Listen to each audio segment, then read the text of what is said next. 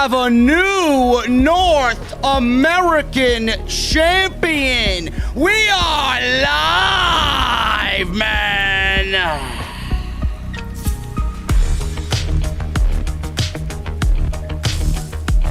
Now that's what I call quality television, man. The main event, at least, anyway. Bronson Reed is the new North American champion. Well deserved. And it brought me back to feeling like I was watching the old NXT. Toni Storm goes up against Zoe Stark. Did Toni finally get a win tonight on NXT? Karrion Kross and Finn Balor happens next week. But the thing is, Paul Heyman was in the little vignette that they were hyping up around the match. And he said something that piqued my interest. We're going to go over what that was tonight, right here on Off the Script. Ladies and gentlemen, this is the only post show you need on your Wednesday. Actually, no, it's Tuesday. I don't even know what day it is. Tuesday. This is your NXT post show on Tuesday. Right here on Off the Script.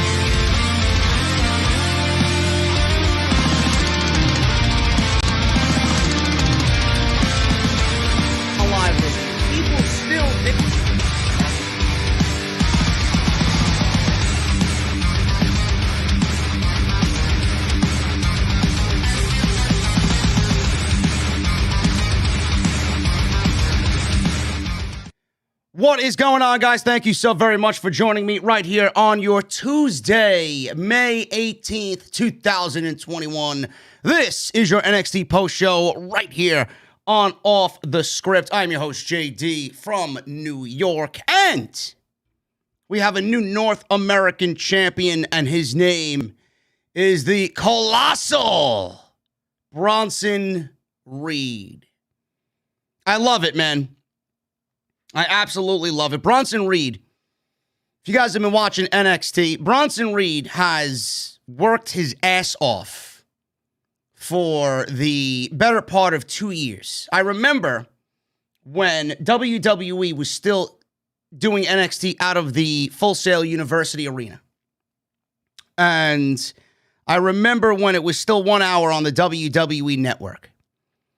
There was an NXT breakout tournament that included Bronson Reed, and Isaiah Swerve Scott was there, and we had Dexter Lumis in there, Angel Garza was in there. It was a really great thing that I hope WWE does bring back to this current version of NXT, because it gave you a glimpse into who is going to be the future.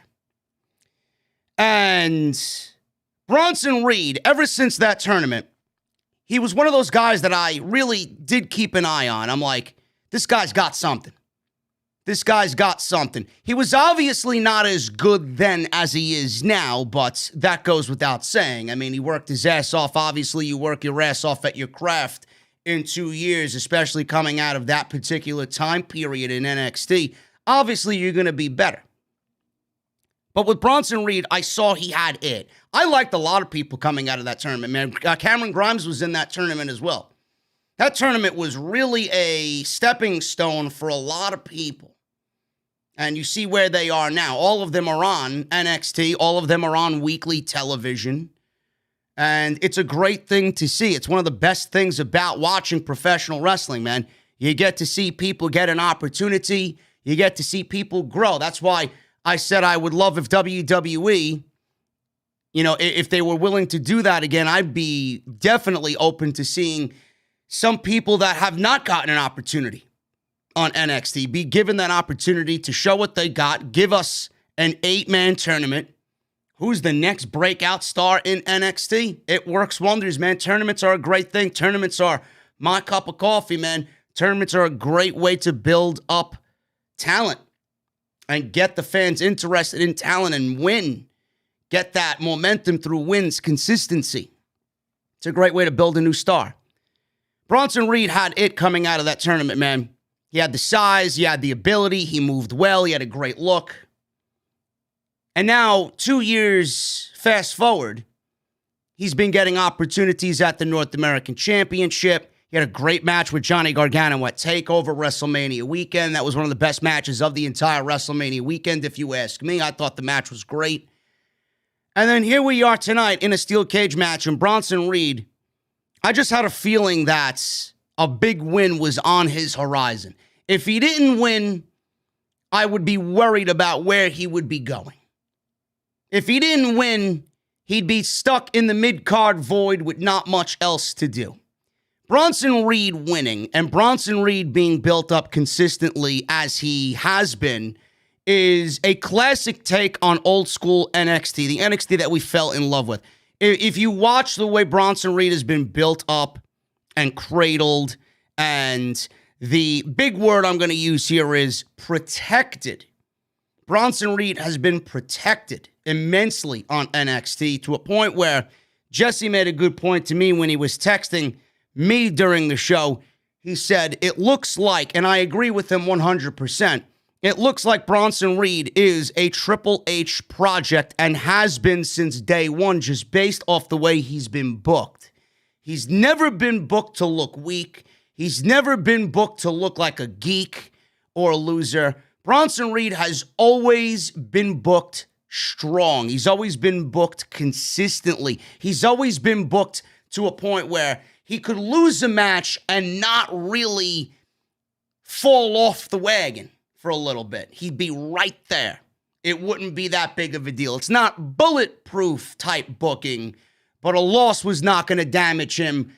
Thus, we got another match with Johnny Gargano tonight for the North American Championship. And this was a great match and a well-deserved win for Bronson Reed. Now, where do they go from here? You got the title off of Johnny Gargano, who was a fantastic heel in his own right. He's come into his own with that character. I think if you're going to compare babyface and heel Johnny, there's just a soft spot in my soul for babyface Johnny Gargano. I mean, what he did with Tommaso Ciampa will forever go down as one of the greatest stories that WWE has ever told in NXT. One of the best written stories in all of WWE, probably over the last 5 decades. It's been unbelievable what he has done as far as a babyface goes with him and Ciampa. They were the heart and soul of NXT. They were the main reason why NXT was on fire when it was the #1 promotion in all of North America. And then he turned heel because everybody figured, well, there's not much else he could do as a babyface. Let's see if he turns heel and has that same success. I didn't really like it when it started out. I'm like, whoa. This is something I got to get used to. I'm so used to seeing Johnny do Johnny things as a babyface, that overcoming, babyface Daniel Bryan come from behind mentality, But then he turned heel and he just, week after week after week, consistently showed you more and more of that charisma, more and more, he eased into it. He pretty much opened himself up to this new venture and he fucking nailed it. And it also didn't hurt that he had his wife with him, so that probably gave him a nice, comfortable factor in that aspect as well. Then they gave him a group where he was the leader of the way, and they added Indy, and they added Austin Theory, who I'm sure he looks up at and thinks very high of because he's a youngster and he wants to teach him the way. Everything worked out to where he actually became one of the best, if not the best heel in all of NXT. Legitimately. So having him lose the championship tonight with the body of work that he's done, I don't really think it does anything to Johnny Gargano. I am worried about where he potentially does go in the situation as far as how he's booked on NXT. I don't know if he's going to move up to the main roster. I don't know if he is going to have a situation where they book him against Karrion Kross.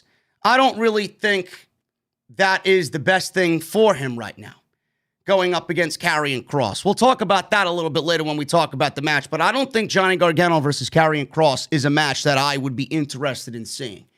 You know, a lot of people said the same thing about Adam Cole. Adam Cole, the North American champion, or the NXT champion, rather, going up against Keith Lee.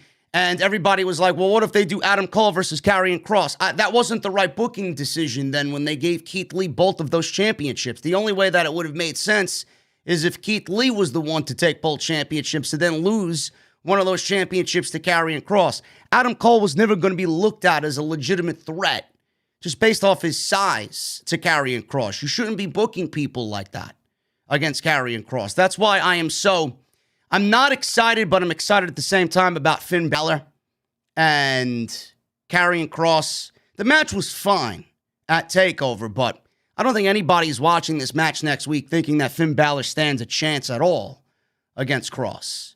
So does Johnny Gargano go up to the main roster? I doubt it. I think he's an NXT lifer. Does he go on to wrestle Karrion Kross? It could be. Maybe Kross does lose the championship. Who the fuck knows? Who knows? Maybe Kross gets brought up to the main roster. Maybe he's done in NXT and they keep Balor down there and then they feud Balor and Gargano for the NXT championship. I don't know. So it's going to be very interesting to see where they go with Johnny Gargano. Maybe the NXT championship scene goes back to the Johnny Garganos and the Tommaso Ciampas and the Finn Balors and the Pete Dunnes, and we get back to it being classic NXT. Karrion Kross resembles so much of the main roster on NXT. He just got that size. He's got that look that you all know Vince McMahon is going to be fiending for. He would fit right in on the main roster, and he would make a legitimate impact. I said this before he even made his way back to NXT after the injury and won the championship. I thought he should have showed up in the Royal Rumble. I thought Kross should have showed up in the Royal Rumble and made his debut in the Royal Rumble and then do something at WrestleMania. He doesn't belong on NXT. He's just way beyond NXT. So with him being the NXT champion, you know, it might look good, but I honestly think that with him being the NXT champion, it makes it a little bit more difficult to be creatively free on Tuesday night. So it's going to be very interesting to see where they go with Johnny Gargano. You could put Johnny Gargano on the main roster. I think he'd be great on SmackDown. I really do. But I don't really trust Johnny Gargano in the hands of main roster management. I don't really trust Johnny Gargano being Johnny Gargano, his size and what he is and what he resembles in main roster management's hands. I think that's going to be a disaster waiting to happen. It's going to be ridiculous what they do to him. He's never going to be the same. He's never going to look the same.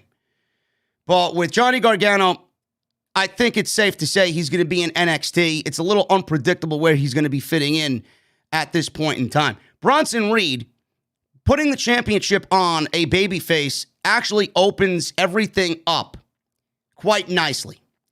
Bronson Reed is the new North American champion, and I feel with him being the champion, it's going to open things up for Isaiah Swerve Scott.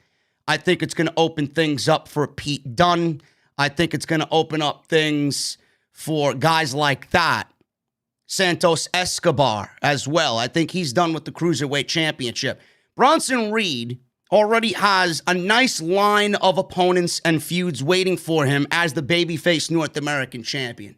And Isaiah Swerve Scott has already thrown his name into the hat at challenging whoever won this match first. Bronson Reed is the new North American champion, so it looks like Isaiah Swerve Scott is going to get first crack at Bronson Reed. And I have absolutely no problem with that whatsoever. I do think Bronson Reed deserves a nice little run with the championship. I don't think it's time to already start booking him as a loser and losing that championship. But it does open up Bronson Reed to have a nice little reign. And then when it goes back to a heel, which we all know it eventually will, then that could open up the door for the Dexter Lumises of NXT to finally be moved into that situation. It's going to be very interesting, man. I think giving Bronson Reed the North American Championship was the right creative decision. I thought the steel cage match was great. He wrestled his ass off with Johnny Gargano. Johnny really made him look great. Bronson Reed's been one of the most consistent guys in all of WWE. I really do think so. Honestly, the way he's been wrestling, it reminds me of Sheamus on Monday Night Raw. Consistent every single week. And it's something that you really pick up on. It's something that you notice. And that hard work and that genuine feel and the hype around him and the match and the backstory and how much this means to him and how important this is, mixed with everything that I already told you, that he was a breakout guy in that breakout tournament 2 years ago. We all followed him for the last 2 years up until this point. All of that stuff matters. WWE, if they really did that more often with a lot of people on this roster, I think NXT would feel a lot different than it does now. So good on him, man. Hard work and consistency deserves to be rewarded. And Bronson Reed is the new North American champion. And I think this is the right creative decision. This is probably one of the best creative decisions that WWE has made all year on Tuesday night with NXT. So we're going to break it down. We're going to go over what happened in the match and how Bronson Reed won the North American Championship a little bit later. And what we got tonight as well, besides that, is the $1 Million Man, Ted DiBiase. Him and Cameron Grimes had a little back and forth tonight at the Capitol Wrestling Center. Pete Dunne had an interview with Sports Illustrated tonight. Zoe Stark went one-on-one with Toni Storm. And we got a nice little four-way potentially happening for the Tag Team Championships on NXT. And that may bleed into TakeOver in your house in June. So we will go over that as well tonight on the podcast. I want to thank everybody for joining me here this evening on Off the Script inside the OTS venue on your Tuesday night. If you guys are here, I'd appreciate you hit the thumbs up. Hit that thumbs up. Let's try for 600 likes tonight is the goal. Make sure you guys hit that subscribe button if you are new to the channel. Please hit that subscribe button down below and turn on that bell for all notifications. Follow me on social media at JD from NY206. That is Twitter and Instagram. Make sure you guys go and check out all the other videos that you might have missed on the channel. I was live last night for Monday Night's Raw. We got Off the Script as well from this past weekend, episode 376. And I actually uploaded an Off the Script extra today. So make sure you guys go and check that out as well. Couple of big stories happening today that I wanted to do a video on. And some of those stories revolved around the zombies coming out of Backlash. The New York Post shit on the zombies at Backlash, saying that it was one of the most saddest moments in WWE history. The Miz, serious injury to The Miz for the first time in his career. He may potentially be out for 9 months. So make sure you guys go and do that and check that out. Lots of stuff in there, including Ricochet as well. Ricochet mentioned something about Io Shirai on social media that got him in hot water with all of the social justice warriors. So make sure you guys go and check that out. Off the Script extra as of early this afternoon. Also, tonight's show is sponsored by my great friends over at Dr. Squatch, drsquatch.com. You guys are going to use code SCRIPT at checkout for 20% off. That is drsquatch.com. Make sure you guys go and look your best, smell your best, feel your best. You guys are already listening to the best, so it goes hand in hand. That is drsquatch.com. Use code SCRIPT at checkout. Let's start at the top, man. NXT started off as they usually do. And they started off with the women's division. Toni Storm and Zoe Stark tonight. I'm not a big fan of Zoe Stark and her look. She's a very good professional wrestler, but I say it every single week, man. I say it every single week. I don't know why Zoe Stark is being pushed the way that she is. I don't see why anyone would really care about Zoe Stark. We don't really know much about her.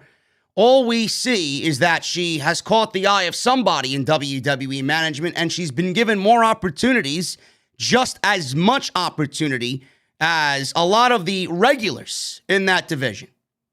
So she's in this match with Toni Storm tonight. I'm not really digging Toni Storm as a heel.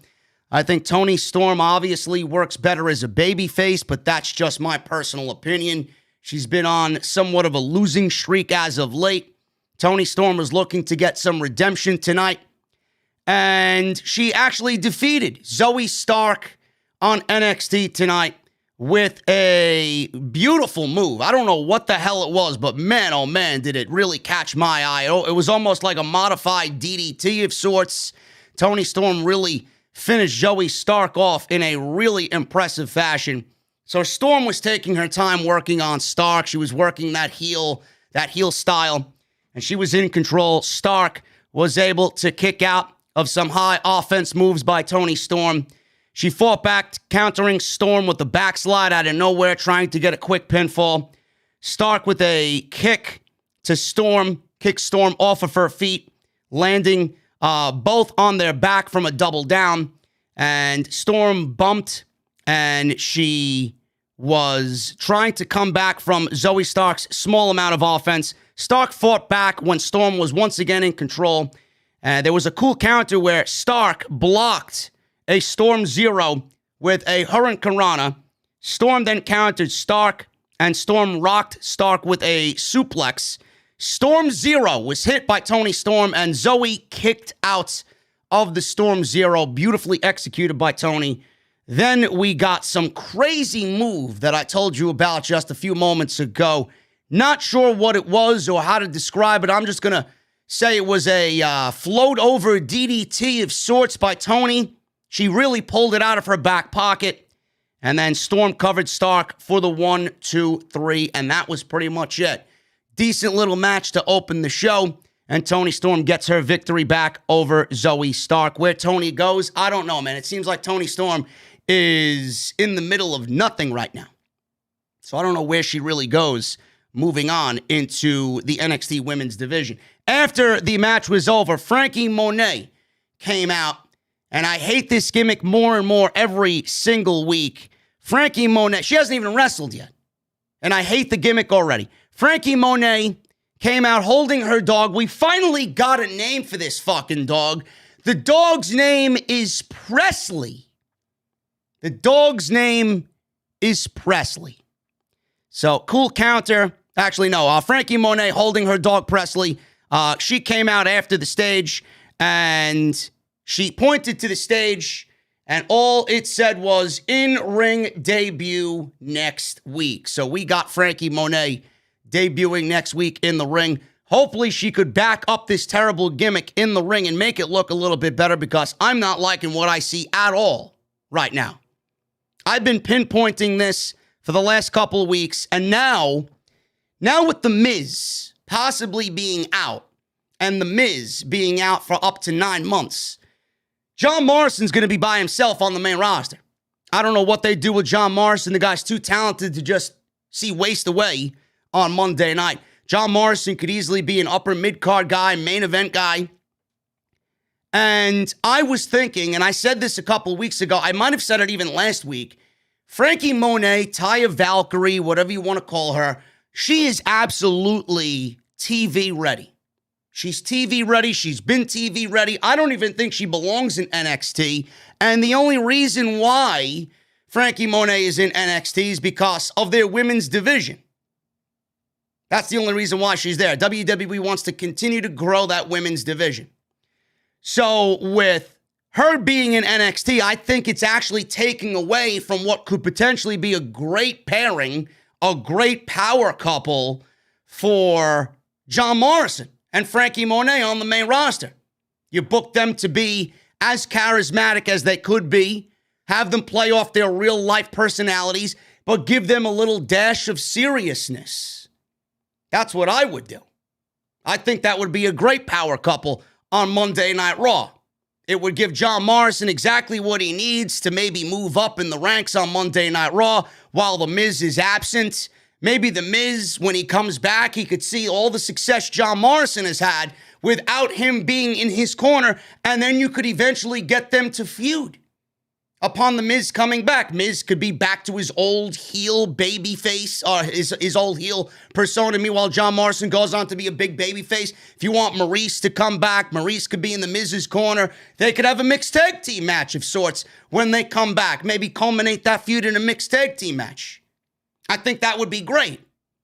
But that's just the way I see it. I don't think she belongs in NXT.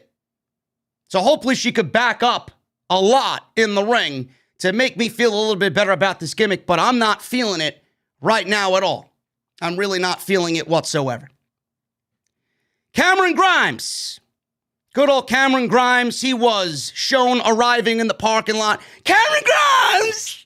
Good old Cameron Grimes to the moon! Good old Cameron Grimes, he's there.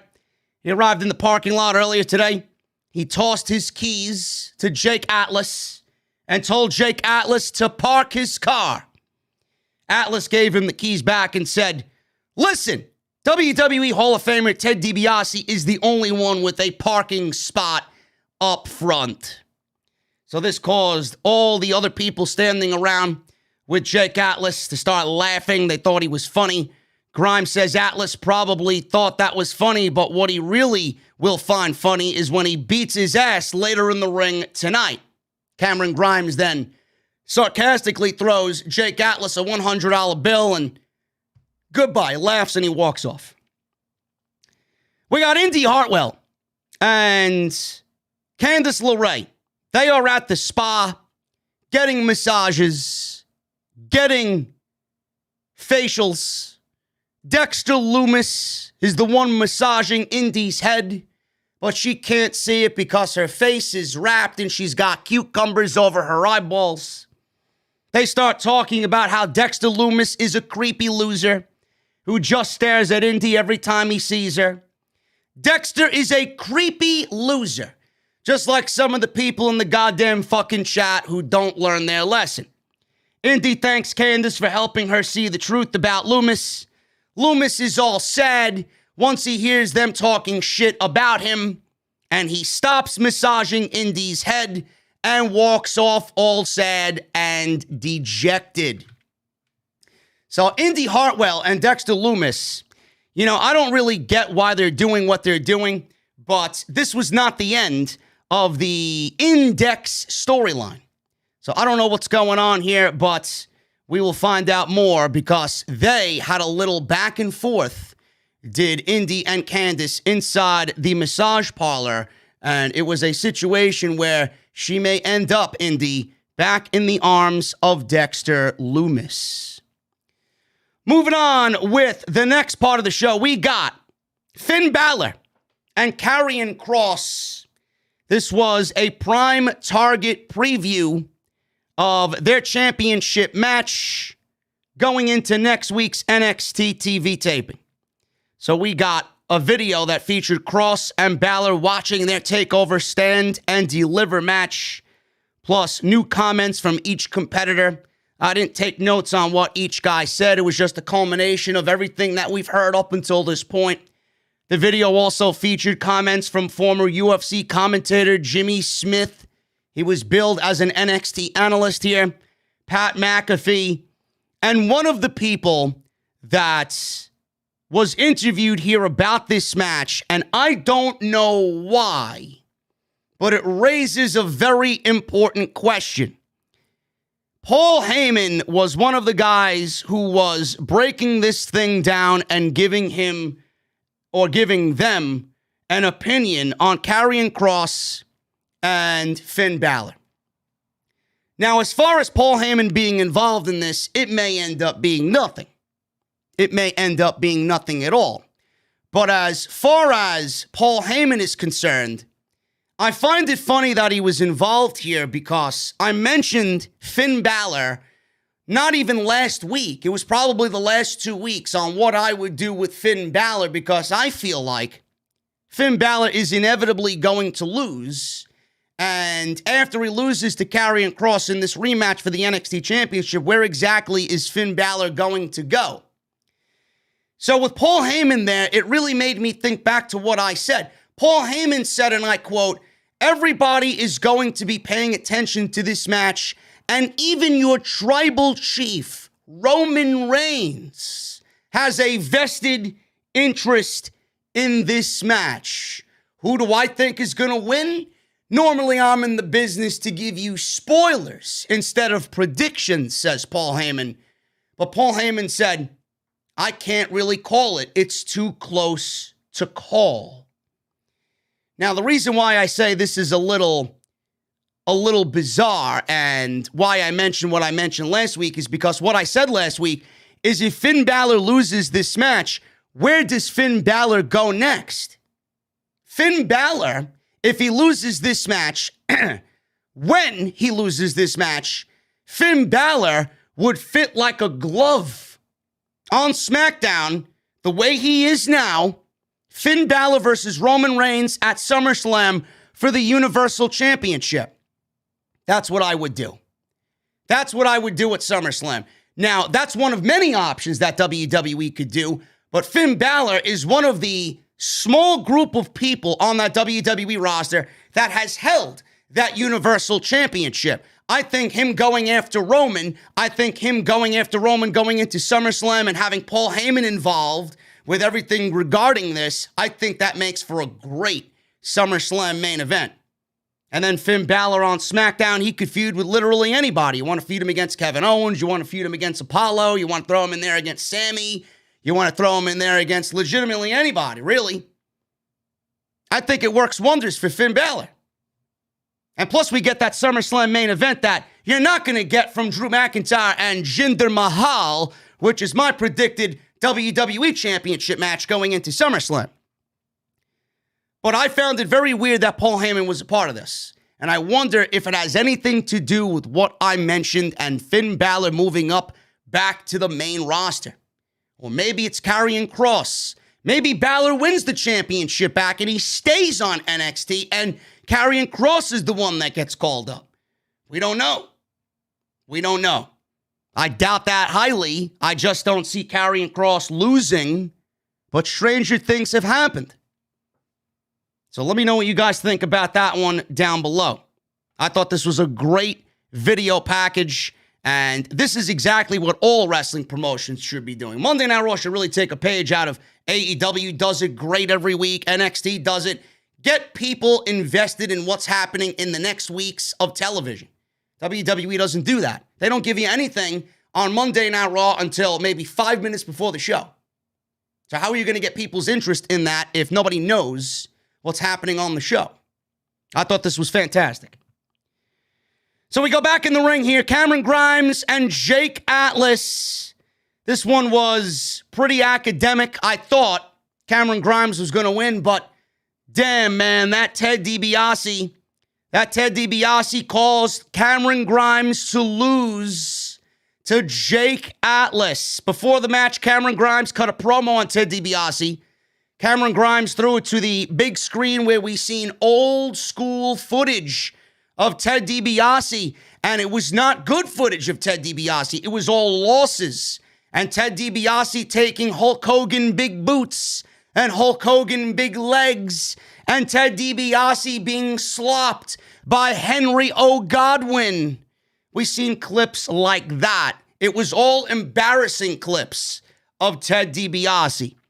Footage of him losing the $1 Million Championship to Virgil. Grimes was laughing. And then he was in the ring, and then all of a sudden it sounded like it was piped in chants, and then the actual live audience started chanting along.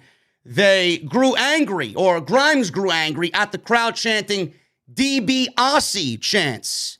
They were chanting DiBiase. So he got pissed, and Grimes went to attack Atlas because he was angry. Atlas sent him crashing out of the ring. Grimes was flopping around on the floor in a very comedic way, and he sold his jaw. Atlas was in control. Grimes took over eventually. He got a near fall. Grimes began working over Atlas. They went back and forth, and we seen in the middle of the match a limousine, a white limousine, pull up to the CWC, and the limousine had a golden dollar sign embroidered on the actual car itself. Meanwhile, in the ring, Grimes is turned inside out with a lariat. Atlas gets a near fall. Atlas tried to go up top and do a high-risk move, but Grimes was able to counter him, and he did his running Spanish fly. Suddenly, the $1 Million Man's classic old WWF theme music played, and this distracted Cameron Grimes enough for Jake Atlas to roll him up for a pinfall. DiBiase was standing at the top of the ramp, and he was doing his signature laugh at Cameron Grimes' expense. Grimes ran out of the ring. He chased DiBiase down. Grimes ran outside. He ran through Gorilla. He exited the Capitol Wrestling Center. He knocked on DiBiase's limousine window, and he pretended the limousine door wouldn't open, so he lowered his window down. And Grimes sold it to a point where DiBiase told him that Grimes is good. You did good, kid, but you're no $1 Million Man. Then he laughed, and then the limousine drove away, and Cameron Grimes was throwing a hissy fit on the concrete outside of the Capitol Wrestling Center. I don't even know, man. I don't even know where they're going with this. I don't know what the end game is. Is Ted DiBiase going to become a financial advisor for Cameron Grimes? Is he going to become Cameron Grimes' manager? Is Ted DiBiase going to lead Cameron Grimes to championship gold in NXT? I have no idea. But if there's an end game or not, I'm enjoying the back and forth between Cameron Grimes and Ted DiBiase. I really am. It might sound cheesy. It might look lame, but I'm for it. And it's one of those things where I thought I was not going to like it, and here we are. It's one of the better things and one of the more entertaining things on NXT television on your Tuesday night. Pete Dunne had a pre-taped interview with somebody from Sports Illustrated. Dunne was great in this promo. He looked like a superstar. He wasn't too over the top. He talked in a natural tone, very direct. He put himself over and pretty much stated what he was saying the last couple of weeks. And he said that it doesn't matter if it's the Cruiserweight champion or the North American champion. He says, you could always go back to NXT UK. You could look at Walter and look at the NXT UK title. He wants to challenge a champion. He mentioned Karrion Kross and the NXT title as well. Dunne also talks about respect and how he came up with his physical style. He mentioned Fit Finlay, and he says he tries to make it more violent because that's the style that he emulated his off of. Dunne is asked about setting goals and where he sees himself in 1 year and then 5 years. He used to set goals, but goals, he says, that's not me. Now I'm just about taking opportunities. He goes on and says at this point in his career, it's time to win the NXT title. And that was pretty much it. Dunne carried himself well here. And I think, like I said before, Bronson Reed winning that North American Championship, I think that's a ready-made feud for Bronson Reed and Pete Dunne for that North American Championship. I don't know what's going on in the chat, guys. YouTube apparently is having some issues tonight. I don't know what's going on with the stream. A lot of people right now are falling off. It's definitely a YouTube thing. So if you guys are watching live, just keep refreshing your phones and keep refreshing your browsers. We're going to wrap this up in a little bit because when it's acting like this, it doesn't really make me feel like I should be here. So it is what it is, man. So just keep refreshing your phone, and then we'll just pick it up again tomorrow for AEW. Jesse and I will be live for AEW Dynamite on what looks to be a packed show. Alexander Wolf versus Killian Dain. This was not really much of a match. Killian Dain wins here against Alexander Wolf. And I said this last week and the week before. It looked like they were teasing something with Alexander Wolf being kicked out of Imperium. Dain was a powerhouse right from the start here. And Maverick was out there with Killian Dain. So Maverick He was on the apron. He was sent flying off the apron. Dane knocked Bartel, who also got onto the apron. He knocked him off the apron in retaliation because he knocked Drake Maverick off. This distraction allowed Wolf to give Dane a German suplex, which looked impressive. Bartel slid a folding chair in the ring, and he ordered Alexander Wolf to hit Dane with the steel chair. The referee saw it. The referee stepped in. He pleaded for someone to come get the chair, and it didn't matter in the end here because as Dane delivered a spear, this was it for Alexander Wolf. So he tried to cheat. Referee caught him. Dane took advantage, and that was it. 1, 2, 3, and Alexander Wolf loses here. And that's pretty much it. That's pretty much it. Very displeased was Imperium. Imperium turned on Wolf.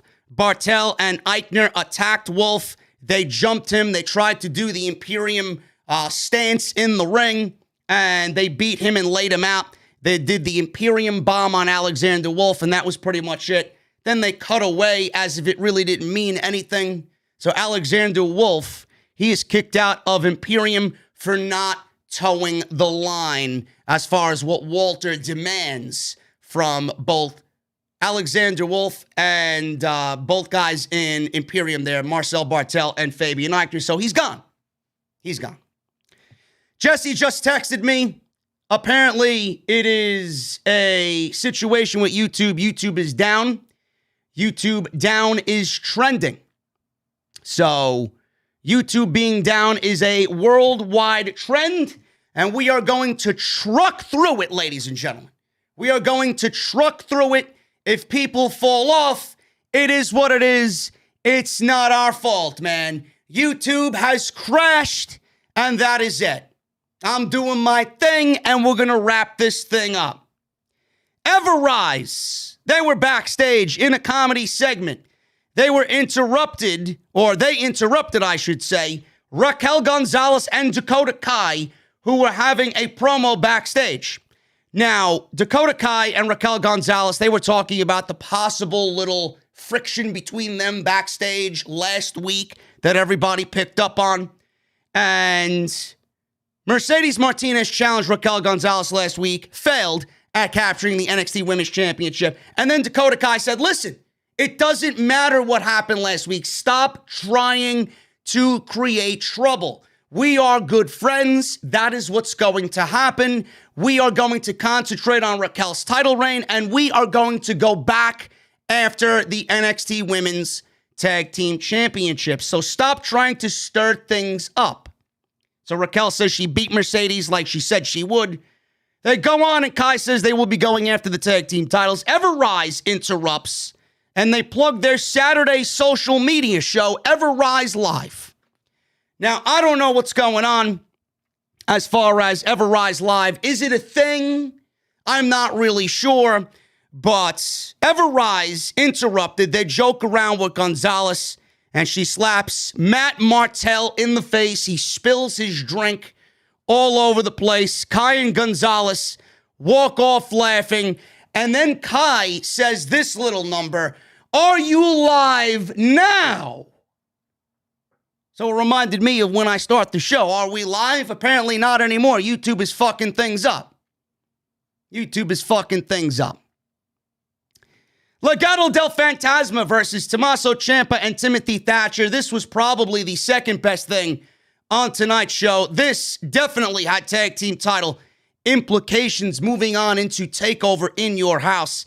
Legado del Fantasma defeated the team of Timothy Thatcher and Tommaso Ciampa. Mendoza had his lip busted open in this one, where the referee actually had to attend to him for a little bit and put on the black gloves. So Mendoza got busted open legitimate here. He worked the majority of this match for his team. Ciampa and Thatcher looked to dominate in the early portions of this match. Mendoza, he was rocked by an elbow from Tommaso Ciampa, and Ciampa was cleaning house. He was on fire. Legado del Fantasma stopped him with some nice double team offense.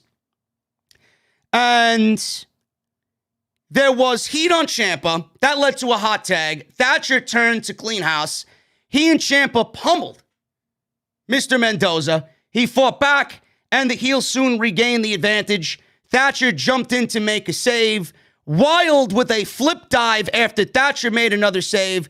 Ciampa delivered a widow's bell, and Ciampa covered Mendoza for a count of 2 3/4. That was, I thought, the end of the match. Mendoza dove in at the last moment to break up the pin. And then the grizzled young veterans, they came in, James Drake and Zach Gibson, they ran down to ringside. They jumped Ciampa at the ringside area. They rolled him back into the ring. Legado del Fantasma with their double team finisher, and Mendoza scored the pinfall on Ciampa. So it is looking exactly like I thought it would. We are looking at a fatal 4-way tag team title match at TakeOver in your house, with Ciampa and Thatcher being the one team that I thought was going to be the number one contenders for MSK at TakeOver. Now we got Legado del Fantasma. Obviously, we still have Imperium looming about, and now we got the grizzled young veterans. So all 4 of these teams are throwing their names into the hat at TakeOver, and I would not be surprised if we get a fatal 4-way at TakeOver in your house. Bobby Fish, he was backstage. I don't know what Bobby Fish is going to be doing back on NXT without the Undisputed Era, but here we are. He says last week's return had very little to do with Kyle O'Reilly, but everything to do with Pete Dunne and Oney Lorcan as they put him on the shelf at War Games last fall. Fish says he's back now, and that means there's a debt to be paid, and he can't think of a better place to start than with Pete Dunne. Fish goes on cutting a promo on Dunne and challenges him to show up next week so Fish can finish their unfinished business. And then Fish, with challenging Pete Dunne, walks off, and the promo ends.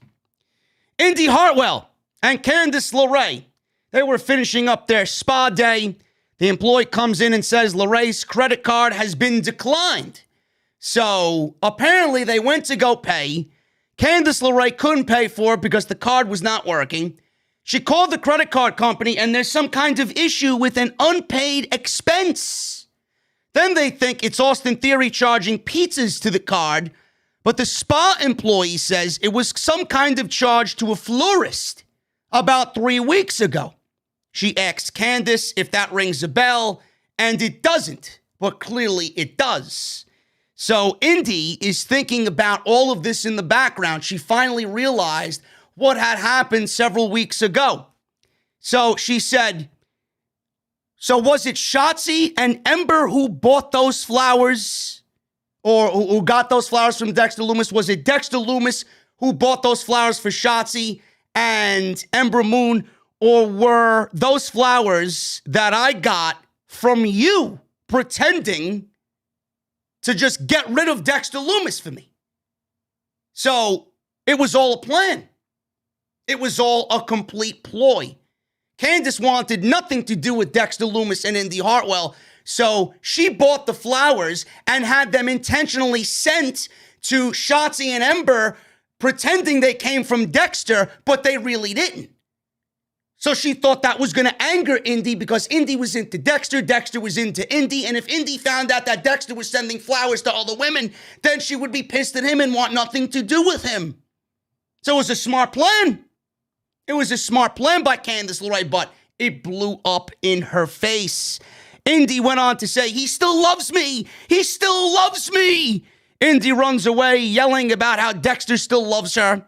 Candice looks shocked and confused, and this may be the downfall of them already, losing those NXT Tag Team Championships.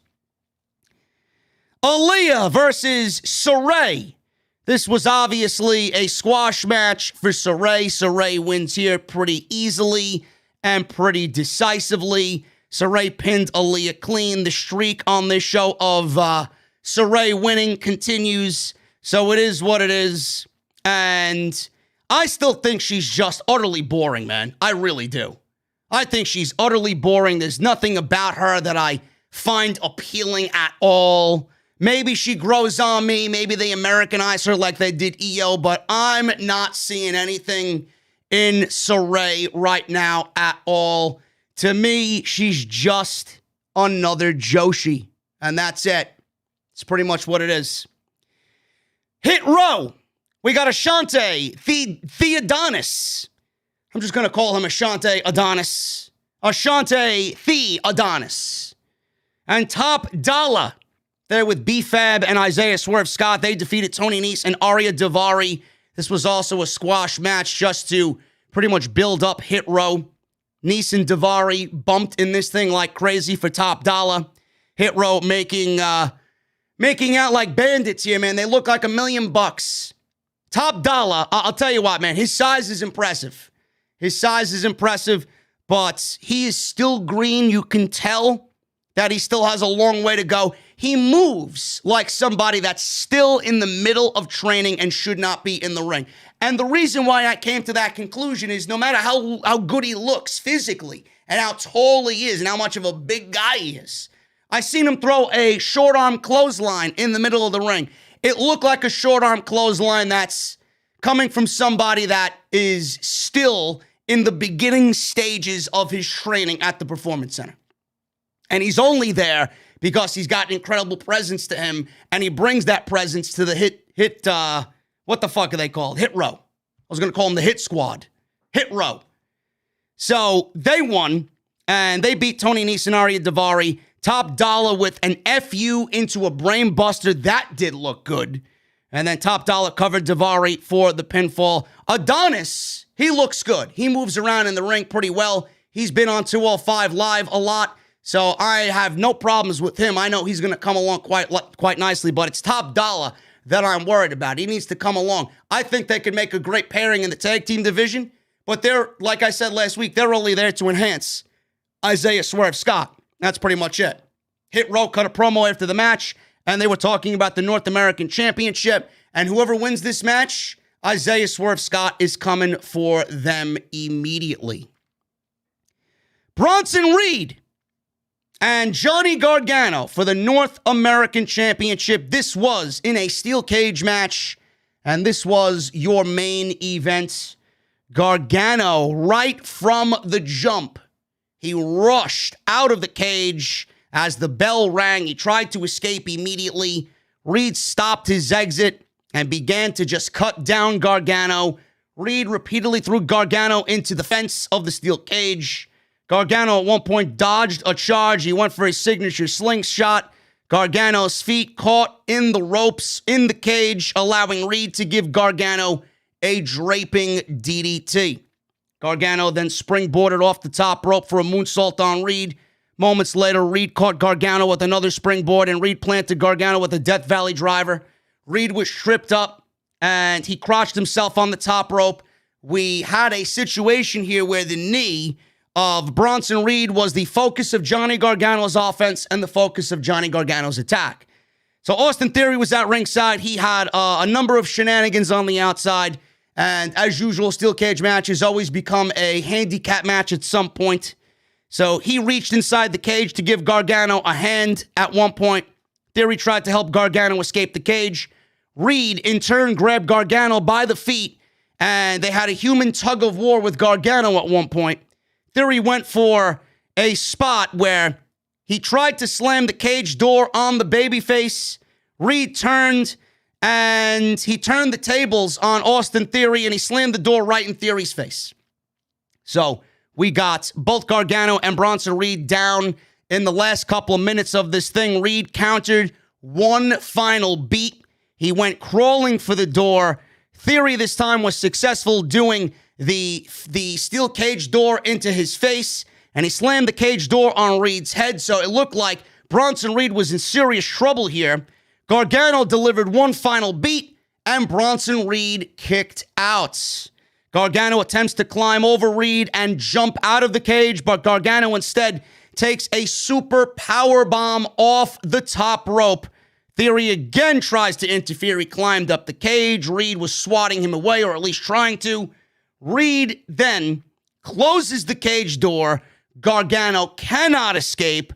Reed follows with a tsunami splash, not once, but twice on Johnny Gargano, and he makes the cover. 1, 2, 3, and we have a new North American champion in NXT. I thought this was great. I thought the steel cage match was awesome. I thought giving Bronson Reed the North American Championship was awesome. Like I said in the beginning of the show, I think this opens up a whole world of possibilities for a lot of different heels on that roster because Bronson Reed is a natural baby face, and he's a believable, legit baby face, now a legit baby face champion. And Bronson Reed is going to do well by that championship because normally when you put the championship on somebody, they don't fully have the makings of a champion. They either don't look legit and they don't really do a good job. The championship has been very well off in Johnny Gargano's hands. The North American Championship has been very consistently booked well in the last couple of years, ever since its inception. There was maybe one opportunity where they fucked up the North American Championship, and that's when they gave the North American Championship to, what's his face? I forgot his name. I can't think of his name right now. The fucking small dude that wrestled Isaiah Swerve, Scott. I can't even think of his fucking name right now because this YouTube thing is fucking blowing my mind, man. Leon Ruff. They gave the North American Championship to fucking Leon Ruff. And I was like, Jesus Christ, man, you're going to make a mockery and a joke out of the North American Championship? But Bronson Reed, man, he brings a sense of legitimacy to that belt. He's going to do well by it. And if WWE books him up great, and consistently books him the way that they've been booking him, he's going to make the championship look even better. And then when it's time for him to drop the championship, it's going to be a situation where whoever beats him is going to be better off for it. So I would really urge WWE to start booking Bronson Reed even better. You've done a great job now. Book Bronson Reed even better now because I want you to think about who potentially is going to take that title off of him. And when that person does it, that person's going to be better off for it in the end. This is a great booking decision, and I'm very happy for Bronson Reed, and he is the new North American champion. Guys, YouTube is down. We're trucking through this thing, man. I ain't going anywhere. Man. That was your NXT.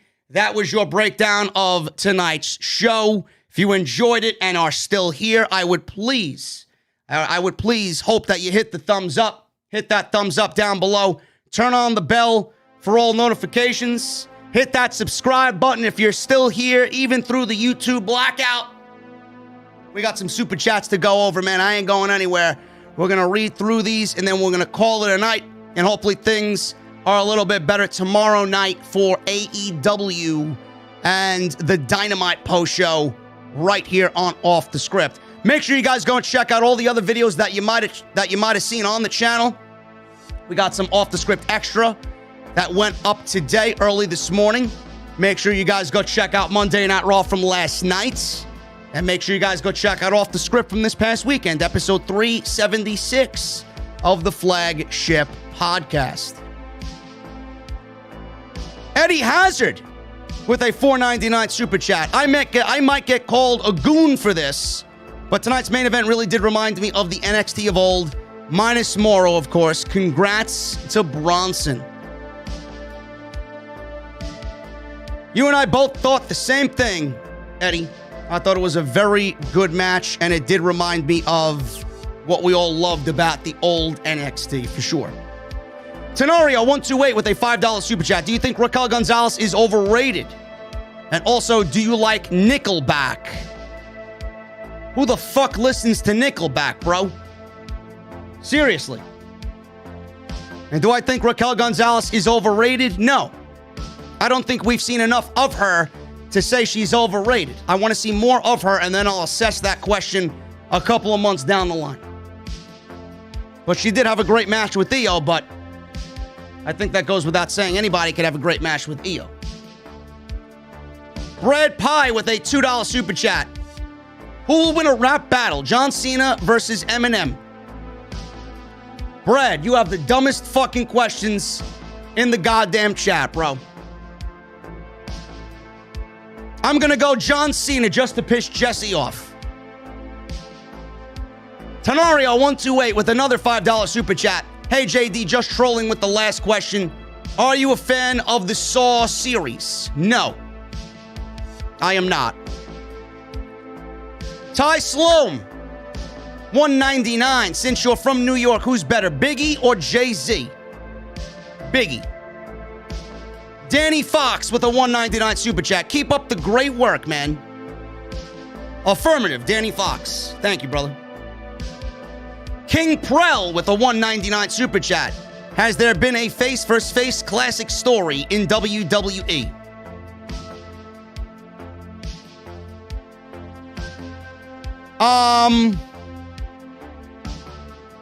I'd have to really think about it, man. I'd have to really think about it. Bret versus Shawn? Bret Hart versus Shawn Michaels? Macho Man versus Hulk Hogan? I'm sure there's a couple of them. Classics? I think you'll be able to find a couple of classic babyface versus babyface matches in WWE history for sure. Furious Nation with a $5 super chat. What's up, JD? Hit Row is slowly growing on me. If this keeps up, I could easily see Isaiah Swerve Scott as NXT champion. Let's slow the roll down a little bit, bro.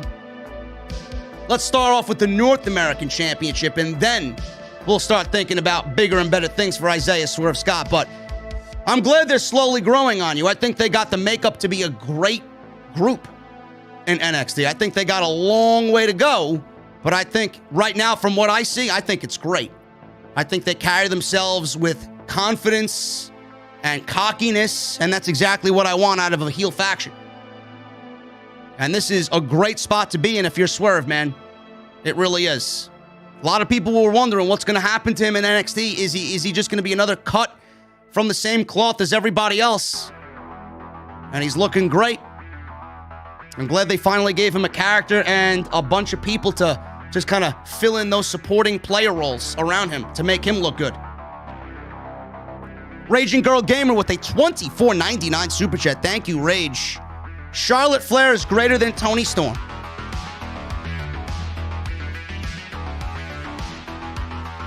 Rage, you smoking something, bro? Fuck's wrong with you?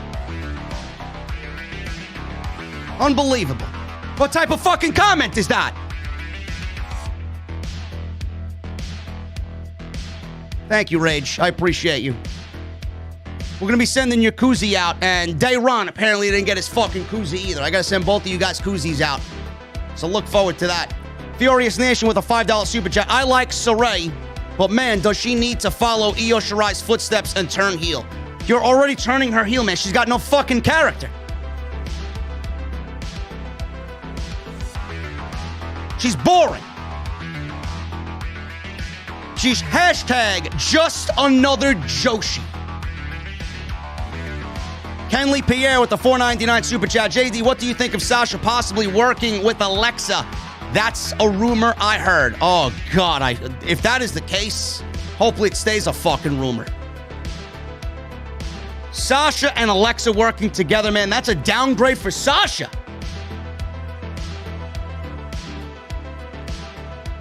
Yeah, the next thing we need to see is Sasha throwing fucking fireballs and doing magic. Give me a break.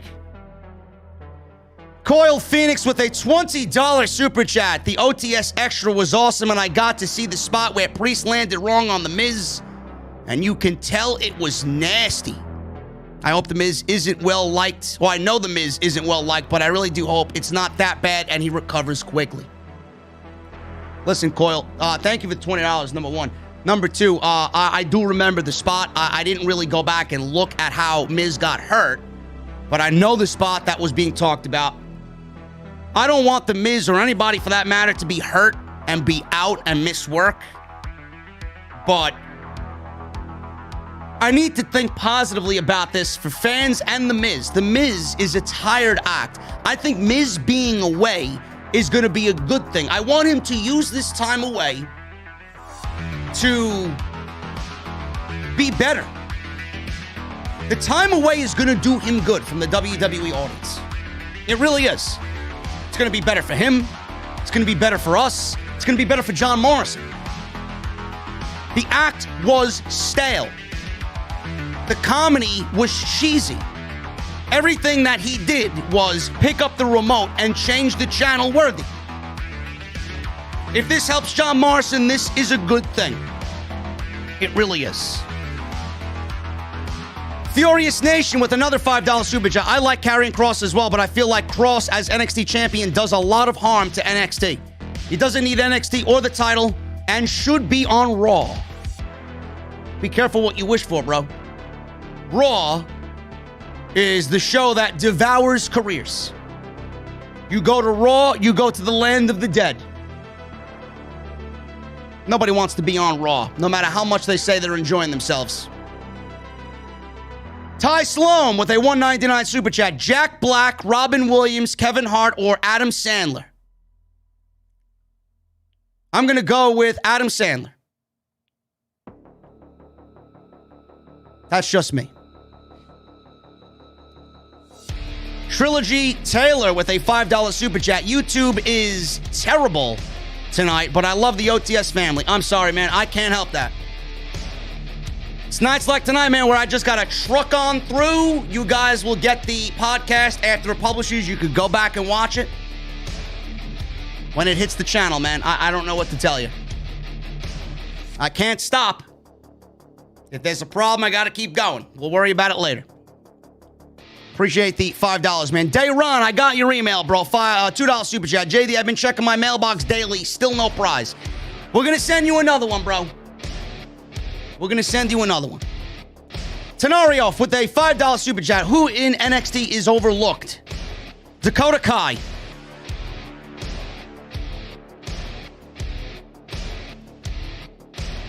Ty Sloan with a $1.99 super chat. Are you a fan of MC Hammer back in the day? No. I am not. Israel with a $5 super chat. Hey, JD, finally the stream is fixed. I love when you do the good old Cameron Grimes. Can you please do it again? Hey, JD, do you still get in touch with Ticket Drew? Yes. I talk to Ticket Drew on and off. Ticket Drew is a good buddy of mine. Very knowledgeable in the WWE product, even though people call him a shill. Good dude. Ty Sloan with the $4.99 super chat. If you had to pick Raven or Starfire from Teen Titans, also Marvel or DC, do you like Catwoman as a Batman character? Do you like Will Smith's career? Ty, you have the weirdest fucking questions, man. Everything but wrestling-related questions. I don't watch Teen Titans or cartoons, number one. I don't watch Marvel or DC, number two. Do you, if I had to choose one, Marvel. Do I like Catwoman better as a Batman character? Yes, she had more depth.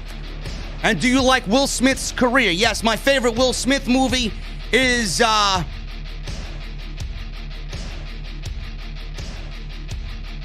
fucking one where he's alone in Manhattan and that virus hits Manhattan. What the fuck is that called? I can't think of anything right now tonight, man. The one where he's the doctor and fucking the world gets wiped out by a zombie virus. That's my favorite Will Smith movie. Jojo, $4.99 super chat. Hi, JD. Thank you for always making my day. I lost my grandmother this week, so it's been tough, but thank you for everything you do. Tupac or Biggie?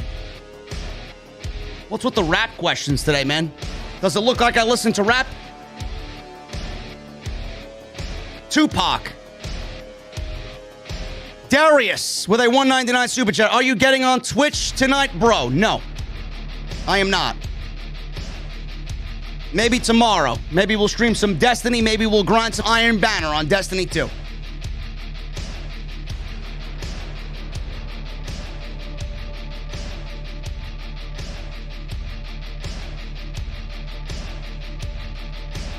We still got some people in the chat. That's pretty damn good, man. Rage with a $9.99 super chat. If I make it to Jacksonville, JD, do I get a free drink from you? Yes, you do. Yes, you do. And Chris Shemes becomes a new member. I Am Legend is the name of the movie. I don't know why I can't think of it tonight, man. I Am Legend. I Am Legend is my favorite Will Smith movie. Yes, Rage, if you do come to Jacksonville, I will get you a drink. I will get you a cold beverage.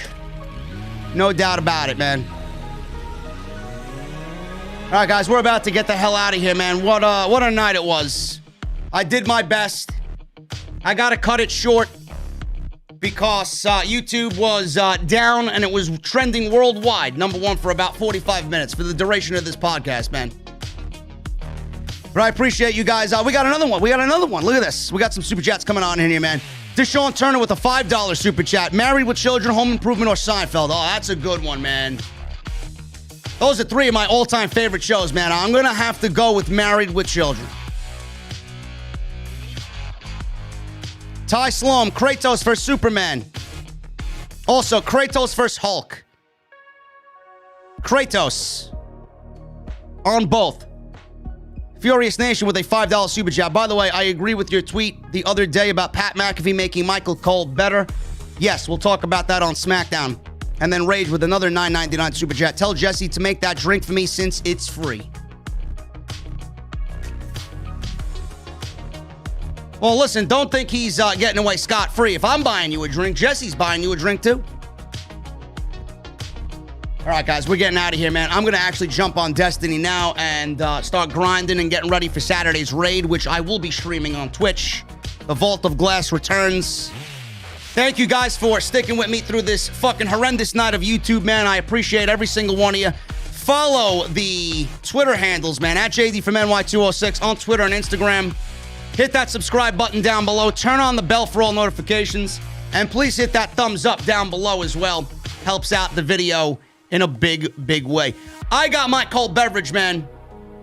I'm getting in the Mustang. It's going to be 86 degrees in New York City tomorrow, man. The Mustang is going for a car wash and a nice vacuum.